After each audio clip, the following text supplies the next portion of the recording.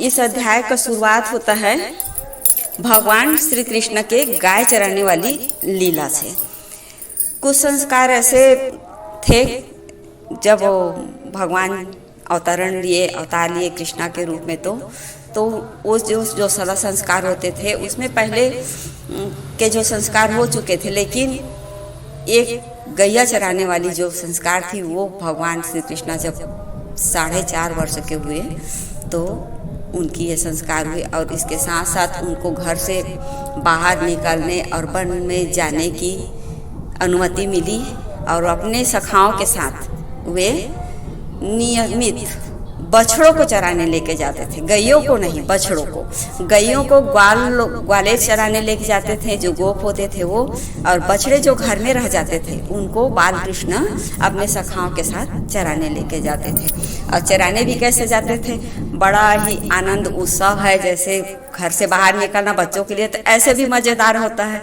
तो कान्हा जी भी बच्चे ही थे, उनको लगता था कि अरे घर से बाहर जाना है, तो बहुत आनंदित होते थे। एकदम बन ठन के सज संवर के मयूर मुकुट धारण किए, पीताम्बरी पहने, तुरी लगाए, अपनी बंसुरी को कमर में लगाए, और महिष का जो सींग होता है, महिष माने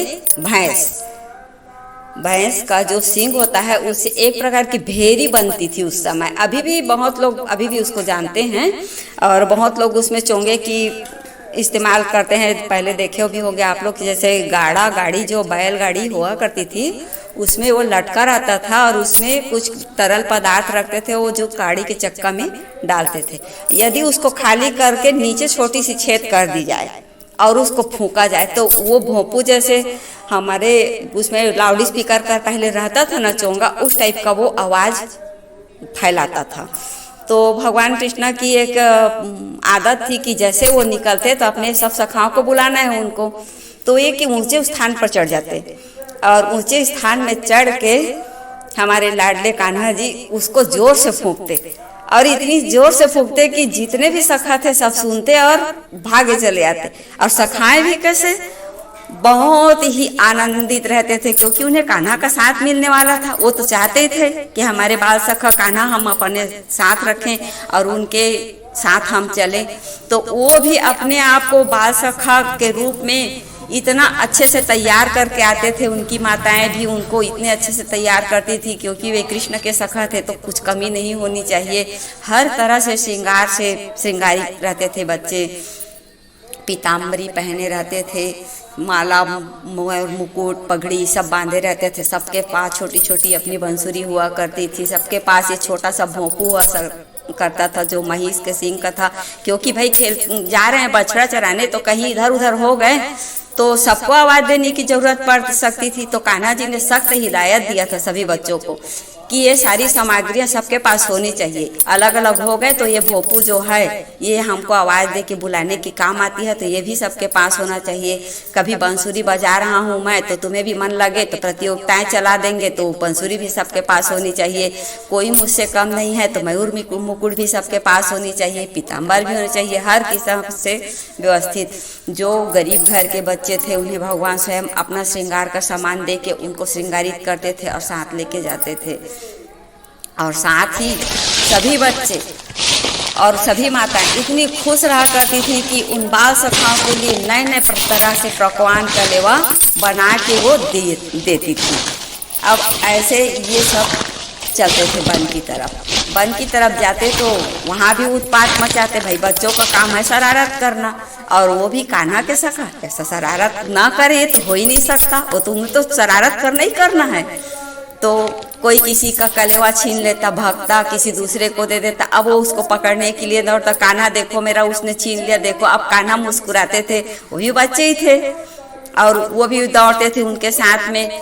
तो कभी कान्हा दौड़ते दौड़ते आगे निकल गए तो सारे बच्चे दौड़ते थे कि हमें कान्हा को पहले छूना है, मैं पहले छूऊंगा, मैं पहले। इनको होड़ लग जाती थी, प्रतियोगिताएं चालू हो जाती थी।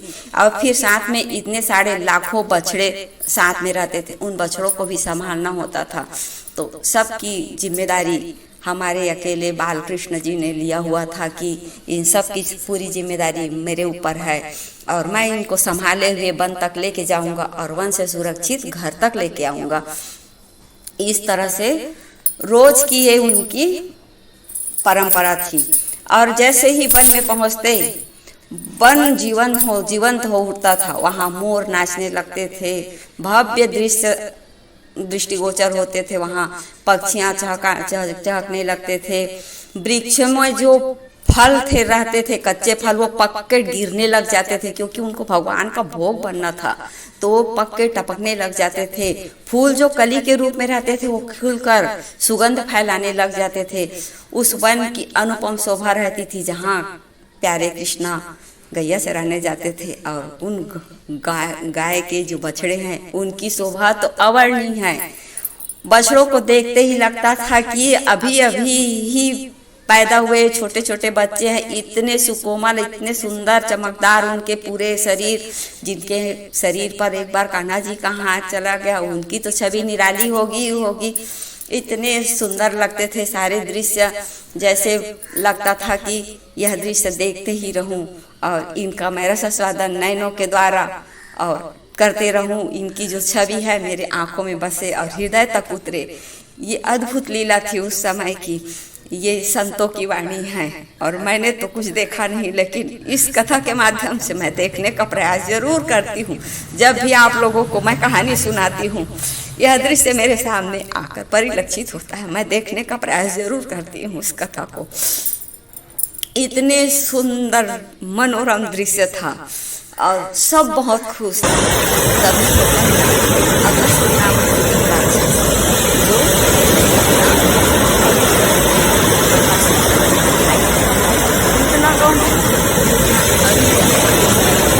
हृदय में हम मानवों के लिए एक उपदेश है। यह पूतना और बकासुर और अघासुर।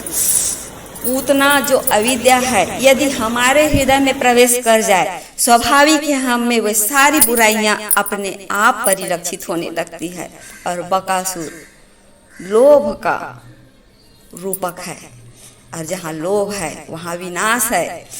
वहाँ फिर बुद्धि काम नहीं करती है। अविद्या पहले से विद्यमान है। हमारे मन में लालच आया तो हम बगुला जैसे ध्यान लगा के बैठेंगे, अपने आप को सीधा और सरल बताएंगे, लेकिन हमारे मन में यह खोट ही रहेगा कि हम किसको लूटे और कैसे लूटे, किसको किसी कैसे तकलीफ पहुंचाए। इस तरह से ये दो अविद्या और लोभ लालच के जो भाई था अघासुर हमारे हृदय में बदले का स्वरूप है। हम जैसे ही कहीं हम मात खाते हैं या हार जाते हैं किसी से, या किसी के साथ हमारा कुछ अनबनाव चलता है, तो हम उसे पछाड़ने के या नुकसान करने का जो भावना बनाते हैं, वहाँ हम एक बदले का भावना लेते हैं। केवल यही एक है अघासुर अपने बहन और भाई के मारे जाने का बदला लेने वाला था। और वह जो कंस था, सभी अविद्या और सभी बुराइयों का जड़ कंस, उसका भेजा हुआ वह राक्षस था। यह अघासुर देखता है वन में आके, तो उस खुशहाल वातावरण को देखकर इसके मन में ईर्ष्या उत्पन्न होती है, जलन उत्पन्न होती है, साथ ही क्रोध उत्पन्न होता है। और यह सोचने लगता है कि इसी कृष्णा ने मेरे बहन और भाई को मारा है, मैं इसको छोड़ूंगा नहीं, मैं इसे खा जाऊंगा, मैं इसके पूरे ग्वाल बाल जितने सखा हैं, बछड़े हैं, सबका विनाश कर दूंगा, सबको खा जाऊंगा, सबको नुकसान पहुंचाऊंगा। यह सोचते ही उसने अपना विकराल रूप धारण किया। और विकराल रूप वो भी कैसा, सर्प का, बहुत बड़े विशाल का सर्प का रूप धारण किया। और इतना बड़ा रूप धारण किया कि पूरा वन में जो खाली स्थान था उसके विकरालता में वह भर चुका था। मुंह खोलने में एक ऊपर का जो ओठ है वह आकाश को छू रहा है, तो नीचे वाला धरती में रखा है, जिसे देखकर कृष्णा के सारे सखा बोलते हैं, अचानक से ये कैसा वातावरण आ गया? अभी तो इतनी अच्छी खुशबू आ रही थी, अभी बदबू कहाँ से आने लगी? अब अघासुर सर्प का रूप धारण किया है, उसने तो मांस ही खाए, वहां से तो बदबू ही निकलने वाली है। सब सोचने लगे कि अचानक से ये खुशहाल वातावरण, खुशबूदार वातावरण जो सुगंधित था, ये बदबूदार कैसे हो गया? और इतने अच्छे अच्छे पेड़ पौधे थे, इतने अच्छे फल वल लगे थे, वहां पर ये लाल लाल चमकता हुआ ये कैसा दृश्य आ गया? ये क्या है? यह कोई उपवन का अनोखा स्वरूप है क्या? यहाँ आग लगा हुआ है, यह लाल कैसे दिख रहा है? ये बड़ा सा दिख रहा है, इसका ना छोर है, ना अंत है, ना आदि है, कुछ भी दिखाई नहीं पड़ रहा है, ये आखिर है क्या? इसी कौतूहल में सभी ग्वाल बाल विचार करते हैं और सोचते हैं कि क्यों ना इसके अंदर जाके देखा जाए ये क्या है। बस इसी कौतूहल में सारे ग्वाल बाल अपने बछड़ों समेत बारी बारी एक एक करके उसके अंदर झांकने का प्रयास करते हैं। और यह सारा दृश्य हमारे कान्हा जी, हमारे कृष्णा, बाल गोविंद देख रहे होते हैं। उन्हें पता होता है कि यह बकासुर, अघासुर, बकासुर और पूतना का भाई है, यह हमें निगलने के लिए आया है, यह हमें नुकसान पहुंचाने के लिए आया है। लेकिन उन्हें यह भी पता था कि यह मेरी जो कृष्णा अवतार की लीला है उसका एक अंश है, इसे मुझे ही विश्राम देना है, वो भी जानते थे। इसीलिए उन्होंने किसी को मना नहीं किया। धीरे धीरे करके एक एक बाल गोपाल और बछड़े सभी उसके मुंह पर बारी बारी जाने लगते हैं। जैसे ही सब अंदर जाते हैं तो और ज़्यादा बदबू और गर्माहट जो महसूस होती है उनकी अग्नि की जैसे तपता हुआ उसका अंदर का श्वास रहता है, जिसके कारण सभी को बहुत ज़्यादा व्याकुलता होने लगती है। वे निकलना भी चाहते हैं तो निकल नहीं पाते थे, क्योंकि जीभ में जो लार था वह फिसल उठा हुआ था सामने को और उसकी फिसलन अंदर की तरफ थी। तो कैसे भी प्रयास करना चाहते थे, हम बाहर निकलें, हम बाहर निकलें, और आने का भी प्रयास करते थे, लेकिन लार की जो फिसलन थी वो उनको अंदर ही ढकेलते जा रही थी। सभी में कौतूहल मच गया, सभी डरने लगे, सभी चिल्लाने लगे, हे कृष्णा हमें बचाओ, हे कृष्णा हमें बचाओ, हे प्रभु हमें बचाओ, हे हमारे बाल सखा हमें बचाओ, हम पता नहीं कहाँ आ गए हैं, हे कान्हा जी हमें बचाओ। इस तरह से वे पुकारने लगते हैं। कान्हा जी आवाज सुनते हैं, वे तो करुणा के सागर हैं, परम दयालु हैं, स्वयं ही उस अघासुर के मुख के द्वारा अंदर प्रवेश कर जाते हैं। अंदर जाते ही उन्हें महसूस होता है कि मेरे बाल सखा, मेरे गौए के बछड़े कितने कष्ट में यहाँ व्याकुल हैं, क्योंकि उन्हें भी वह तपन और वह गर्माहट महसूस होती है, वह दुर्गंध महसूस होती है, क्योंकि वे भी तो इंसान के स्वरूप में जन्मे थे ना। वे सब देखते हैं और सोचते हैं कि ये क्या हो रहा है। इधर बाहर देवताओं में हाहाकार मच जाता है। वो देखते हैं कि हमारे रक्षक जो हमारे तारणहार हैं, जो कंस के वध करने वाले हैं, वे स्वयं ही अघासुर के मुख में चले गए। अब ये इन्हें निगल जाएगा, फिर हमारा उद्धार कौन करेगा। पृथ्वी माता जो पाप से पाप के बोझ में दबी जा रही है, इसे कौन बचाएगा। वे सब हाहाकार मच जाता है देवताओं में, सब हल्ला करने लगते हैं, हे प्रभु कुछ कीजिए, हे प्रभु कुछ कीजिए, इसका उद्धार कीजिए, हे प्रभु आप बाहर आइए। सभी चिल्लाने लगते हैं देवगण, यहाँ तक कि परमपिता ब्रह्मा वे भी यहाँ आ जाते हैं। वो भी उस दृश्य को देखकर व्याकुल हो उठते हैं, ये हो क्या रहा है। उसी समय भगवान श्री कृष्ण अपने स्वरूप का विस्तार करते हैं और इतने अपने आप को इतना बड़ा बनाते हैं कि उसका जो जबड़ा खुला हुआ था उसको फाड़कर उनका मुंह बाहर निकल जाता है और उसके प्राण पखेरु उड़ जाते हैं। अघासुर का अंत होता है, सारे ग्वाल बाल को बाहर निकाला जाता है। कान्हा सबसे अंत में बाहर निकलते हैं। कान्हा जी जैसे बाहर निकलते हैं वैसे ही उस अघासुर से दिव्य ज्योति निकलती है जो हमारे प्यारे कृष्णा पर समाहित हो जाती है। ऐसे परम दयालु हमारे कृष्ण हैं, जो उन्हें खाने आया था उन्हें ही उन्होंने उद्धार कर दिया, उन्हें ही उन्होंने परम गति दे दी। ये सब देखकर ब्रह्मा जी सहित सभी देवता कौतूहल में पड़ जाते हैं कि ऐसा भी कभी होता है, जो इन्हें मारने आया था उनका ही इन्होंने उद्धार कर दिया। लेकिन वे तो करुणा के सागर हैं, वे तो केवल एक लीला कर रहे थे। जितने भी राक्षस थे वहाँ धीरे धीरे सबका उद्धार ही करने आए थे। और यह एक ऐसी अनोखी लीला है।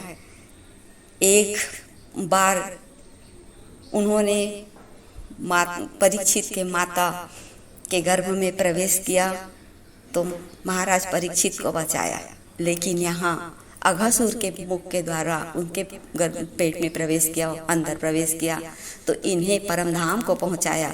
यह एक अनोखी लीला है। हमारे करुणामय श्री कृष्णा जहाँ हैं वहाँ केवल हमारी शरणागति होने की देरी है और उनको हम पर कृपा करने की जरा भी देरी नहीं रहती। इसी दृश्य को देखते हुए सभी ब्रह्मा समेत सभी देवतागण नाना प्रकार के स्तुति करने लगते हैं, जो आगे ब्रह्म स्तुति में आपको सुनाया जाएगा। आगे की जो कथाएं हैं वो भी ब्रह्मा के द्वारा कौन सी लीला की गई वो भी बताया जाएगा। लेकिन इस अध्याय में यह स्पष्ट किया गया है कि यह जो लीला थी अघासुर वध का, इस लीला को ब्रजवासी 1 वर्ष बाद पता पाए, क्योंकि जब ग्वाल बाल अघासुर के मुख के अंदर गए थे तब वो 5 वर्ष के थे। 5 वर्ष का जो उम्र है वह बाल अवस्था होता है। उसके बाद थोड़ा सा प्रौढ़ अवस्था में 5 वर्ष के बाद प्रवेश करते हैं, जो शिक्षा की अवस्था होती है, पढ़ने लिखने की। आप लोग भी जानते होंगे, जब हम, अभी का तो पता नहीं, लेकिन जब जिस समय हम स्कूल पढ़ने जाते थे उस समय आप लोगों को भी पता होगा कि एक हाथ को दूसरी तरफ ले जाके कान को छूने का बोला जाता था। इससे यह पता लगाया जाता था कि इसकी उम्र 5 वर्ष के आसपास है या छोटा है या बड़ा है।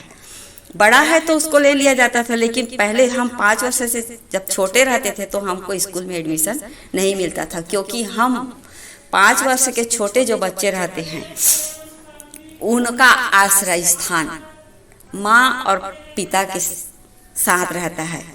माँ की छत्र छाया में, बाप के छत्र छाया में उनकी परवरिश जरूरी मानी जाती थी पहले।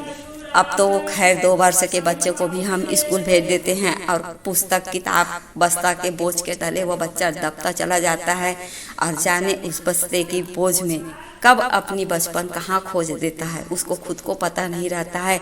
और रही बात माँ बाप की, माँ बाप जानते रहते हैं कि इसके बचपने को हम विनाश कर रहे हैं, ये बचपन क्या है उसको नहीं जान पाएगा, लेकिन उनको एक कंपटीशन में भाग लेना रहता है। वह कंपटीशन कैसा है कि मेरा बच्चा आगे बढ़े, मेरा बच्चा बहुत होशियार कहलाए, मेरे बच्चे को 100% अंक मिले। बस इसी कंपटीशन में वो आज अपने बच्चे के बचपन को भुला देते हैं, और बचपन गुम हो गया है आज की इस दुनिया में। आप बच्चों से पूछो कि बचपन किसे कहते हैं, बच्चे बता नहीं पाएंगे। हमसे पूछो, हम बता पाएंगे, क्योंकि हमने लंगड़ी खेली है, खो खो खेली है, गुल्ली डंडा खेले हैं, बहुत दौड़ लगाई है, हर प्रकार के खेल खेले हैं। आज नहीं, आज केवल टीवी मोबाइल में पढ़ाई, केवल पढ़ाई, बस्तों के बीच में दबे रहो, या बच गया काम तो फिर गेम खेलो, बस यही है। तो आज के माता पिता मैं जो बोल रही हूँ उसको समझ पाएंगे, इसकी तो मैं ज़्यादा उम्मीद नहीं करती, लेकिन मेरे उम्र के जो है वो ज़रूर समझ पाएंगे, इसकी मैं उम्मीद रखती हूँ। तो उस समय फिर 6वें साल के जब वो हो गए, तो वो जो घटना 1 वर्ष में जो घटी थी और क्यों वो लुप्त हुआ 1 वर्ष बाद क्यों सबके सामने आई, ये घटना को हम आगे की क्लास में पढ़ेंगे। मैं बता सकती हूँ, लेकिन आगे क्लास में हमको पढ़ना ही है, तो इसको हम यहीं रखते हैं। तो 6वें साल में ये घटना हम देखने वाले हैं। और इसी प्रश्न को राजा परीक्षित सुखदेव मुनि से पूछते हैं कि यह जो दृश्य है, जो हमने कहानी के रूप में सुना है, तो ये 1 साल बाद कैसे हम बाल गोपाल जो हैं वो 1 साल बाद क्यों इस घटना का वर्णन किए, और 1 साल तक वो कहाँ थे, तो इसकी कथा आगे बताई जाएगी। यहाँ पर केवल यही हमको बताया जा रहा है कि हमें भगवान की शरणागति लेनी चाहिए और अपने आप को अविद्या से बचाना चाहिए। और अपने आप को यदि हम अविद्या से बचाते हैं तो ज़रूर ही हम अपने आप को कृष्णा तक पहुंचाने में सफलता की ओर बढ़ चलते हैं, क्योंकि हम अविद्या से अपने आप को बचाएंगे तो भक्ति में मन रमेगा ही रमेगा। जो कृष्णा में अपने आप को लगाएगा वह स्वयं ही उनकी भक्ति में रम जाएगा और उनका नाम स्मरण करेगा। और आज के समय में नाम स्मरण ही सबसे बड़ी भक्ति है, क्योंकि हम बैठ के यदि पूजा पाठ करें या तपस्या करें तो हमसे हो नहीं सकता। गृहस्थी हैं हम, तो हमें अपने आप को मोह माया से बचाना है और इस जो भौतिक जगत है उसमें जीते हुए, उसमें रहते हुए अपने आप को अपनी ईश्वर तक पहुंचाना है। तो हमें भक्ति का मार्ग अपनाना ही पड़ेगा और भक्ति का मार्ग अपनाने के लिए भगवान श्री कृष्ण की जो लीलाएं हैं, इससे अच्छी साधन कुछ भी नहीं है। जैसे जैसे हम इस लीलाओं को पढ़ते जाएंगे, हम स्वयं ही उनकी ओर बढ़ते चले जाएंगे। आज भी हर इनकी लीला नई लगती है, बार बार सुनने पर भी नई लगती है, बार बार सुनने का मन करता है। क्यों मन करता है? क्योंकि ये अनुपम है, ये हमें मुक्ति देने वाली है। आप खुद देखोगे, एक कहानी यदि किसी चीज़ की पढ़ते हैं या एक उपन्यास नावल पढ़ते हैं, उसको दोबारा पढ़ने का मन नहीं करता है। लेकिन यदि हम भगवत गीता पढ़ते हैं, भागवतम पढ़ते हैं, श्री कृष्ण की लीलाएं पढ़ते हैं, रामायण पढ़ते हैं, तो उसे बार बार पढ़ने का मन करता है, क्योंकि ये अपने आप में अनुपम ग्रंथ हैं। और आगे इस पाठ में यही बताया गया है कि देवता जब प्रसन्न हुए और आनंद के साथ फूल बरसाए, फिर अंत में जो परीक्षित थे उनकी समझ में यह बात नहीं आई, तो वे पूछते हैं और एक प्रश्न के द्वारा यह अध्याय विश्राम को लेता है। और अगले अध्याय में उसी प्रश्न का उत्तर हम पढ़ेंगे। हरे कृष्णा, हरि बोल।